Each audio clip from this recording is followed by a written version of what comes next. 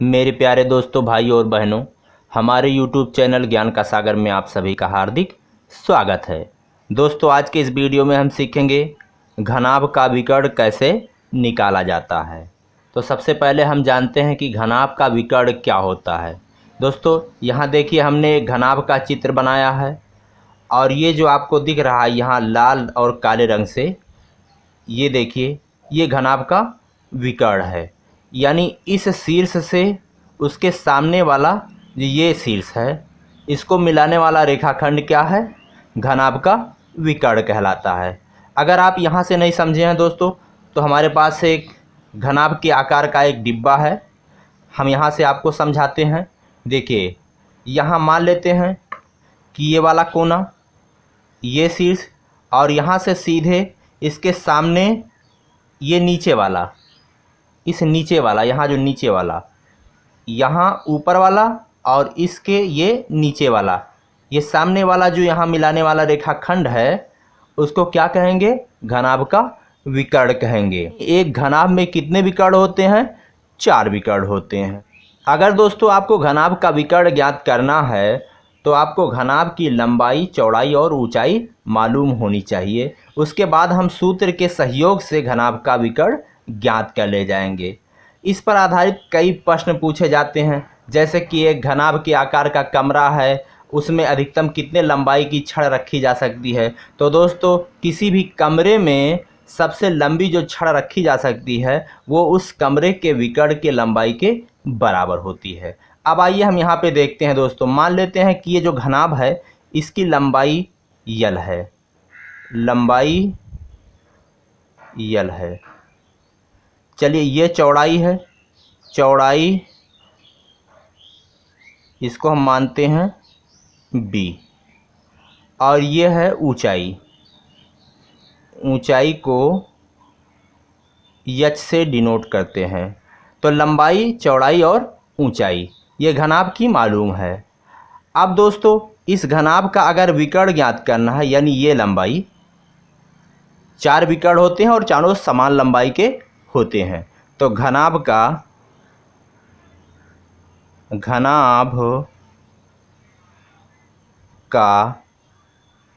विकर्ण बराबर होता है रूट लंबाई का वर्ग प्लस चौड़ाई का वर्ग प्लस ऊंचाई का वर्ग। लंबाई का वर्ग प्लस चौड़ाई का वर्ग प्लस ऊंचाई का वर्ग, यानी इन तीनों को वर्ग करके जोड़ देंगे, उसके बाद इनका वर्गमूल ले लेंगे। अब इसको इस तरह भी लिख सकते हैं, रूट यल का स्क्वायर प्लस बी का स्क्वायर प्लस एच का स्क्वायर।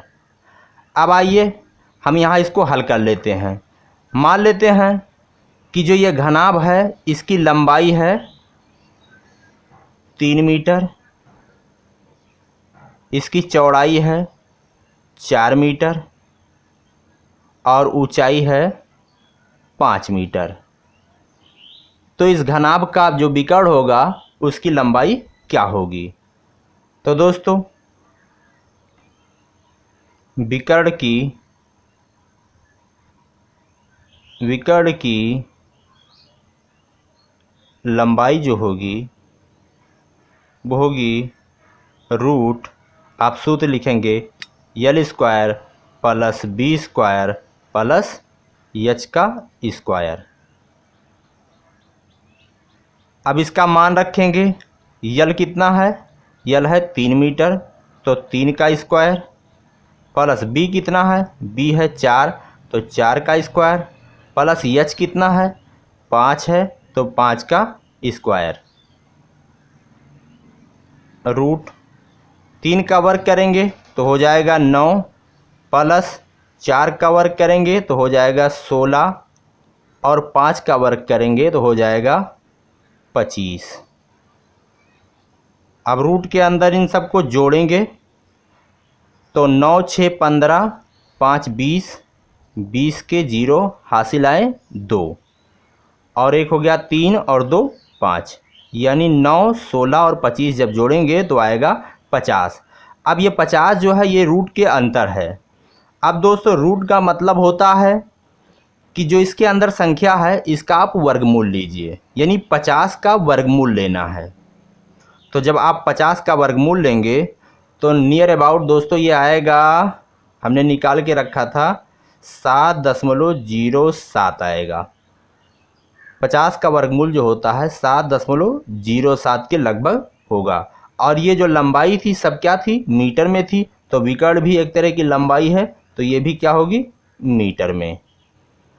यानी एक घनाभ है, अगर उसकी लंबाई 3 मीटर, चौड़ाई 4 मीटर, ऊंचाई 5 मीटर, तो उस घनाभ का जो विकर्ण होगा वो 7.07 यानी लगभग 7 मीटर के बराबर होगा। अब दोस्तों इसी तरह का हम एक दूसरा उदाहरण आपको दिखाते हैं। तो दोस्तों एक एग्जाम्पल है कि एक कमरे की लंबाई 10 मीटर, चौड़ाई 8 मीटर तथा ऊंचाई 4 मीटर है। उस कमरे में अधिकतम कितनी लंबाई की छड़ रखी जा सकती है? तो सबसे बड़ी जो छड़ होगी वो इस घनाभाकार कमरे के विकर्ण के बराबर होगी। तो दोस्तों चलिए हम सबसे पहले इसका एक चित्र बनाते हैं। चलिए ये कमरा है, घनाभ के आकार का कमरा है,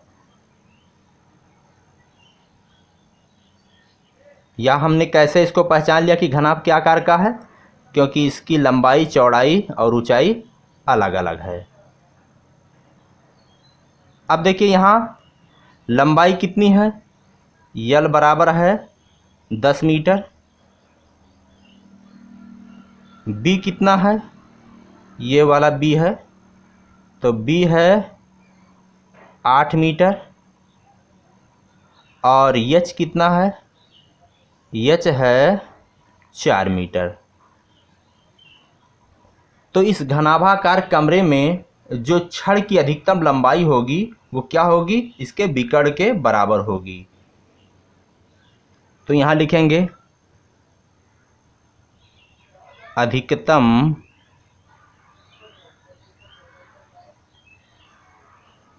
लंबाई की छड़ वो बराबर होगी कमरे, और कमरा कैसा है, घनाभ, यानी घनाभ के आकार का है, कमरे का विकर्ण। तो इसमें हम कितनी लंबी छड़ रख सकते हैं दोस्तों, अधिकतम लंबाई की जो छड़ होगी वो इस कमरे के विकर्ण के बराबर होगी। अब कमरा घनाभ के आकार का है, तो आप जो सूत्र इस्तेमाल करेंगे घनाभ का सूत्र इस्तेमाल करेंगे, रूट यल का स्क्वायर प्लस बी का स्क्वायर प्लस एच का स्क्वायर। अब यहाँ मान रखेंगे, चलिए यल कितना है, यल है 10, तो 10 का वर्ग प्लस बी है आपका 8, तो 8 का वर्ग प्लस एच कितना है 4 है, तो 4 का वर्ग। अब यहाँ हल करेंगे, इसके अंदर 10 का वर्ग करेंगे तो हो जाएगा 100, 8 का वर्ग करेंगे तो 8 गुणे 8 यानी 64, प्लस 4 का वर्ग करेंगे तो 4 का गुणा 4 में, वर्ग का मतलब होता है कि उसी संख्या का गुणा उसी में होगा, यानी 4 चौके 16। अब हम यहाँ इसको अंदर जोड़ेंगे, तो 0 और 4 और 6 10 हो गया। अब दहाई का अंक जोड़ेंगे, 0 6 और 1 7, और हासिल लेके हो गया 8। अब सैकड़ा का अंक जोड़ेंगे, तो इसमें सैकड़ा है, इनमें सैकड़ा है ही नहीं, तो 180, यानी 100 64 और 16 जोड़ेंगे तो 180 आएगा। अब 180 का वर्गमूल लेना है, रूट का मतलब होता है दोस्तों वर्गमूल लीजिए, इसके अंदर जो संख्या है आपको इसका वर्गमूल लेना है। तो चलिए हम यहाँ रफ कर रहे हैं, 180 का जब हम वर्गमूल लेंगे तो सबसे पहले हमें इसका गुणनखंड करना होगा। 2 नौनिया 18 और हो गया 0, 2 चौके 8 और 2 पंजे 10। चलिए 3 से कटेगा, 3 एक्यम 3, 3 पंजे 15। अब फिर कटेगा 3 पंजे 15, 5 एक्यम 5। इसका जोड़ा बनना है, इसका जोड़ा बनना है, इसका नहीं बनना है। तो इस जोड़े से एक बाहर निकालेंगे 2 और इस जोड़े से एक बाहर निकालेंगे तो 2 तियाएँ 6 और इसका जोड़ा नहीं है तो रूट में ही पड़ा रह जाएगा, यानी 6 रूट 5। और ये सब क्या थे? मीटर थे, तो ये भी मीटर होगा। तो दोस्तों यह है आपका उत्तर 6 रूट 5। तो दोस्तों मुझे आशा है कि मेरा ये वीडियो आपके समझ में आया होगा। अगर आपको पसंद आया है तो आप इस वीडियो को लाइक करिए, हमारे चैनल ज्ञान का सागर को आप सब्सक्राइब करिए। दोस्तों हम इसी तरह की वीडियोज़ अपलोड करते रहते हैं। हम आपसे मिलेंगे अगले वीडियो में। इसी के साथ कहते हैं दोस्तों, जय हिंद, जय भारत।